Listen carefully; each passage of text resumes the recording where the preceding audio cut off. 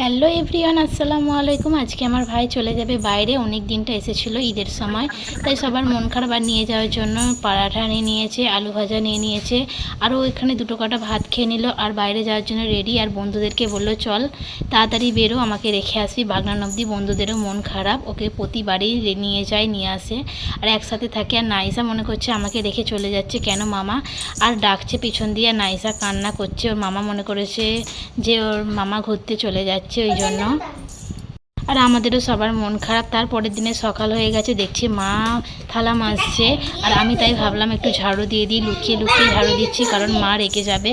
আর সবার মায়েরা কি এমন হয় আমাকে একটু কমেন্ট করে অবশ্যই জানাবেন।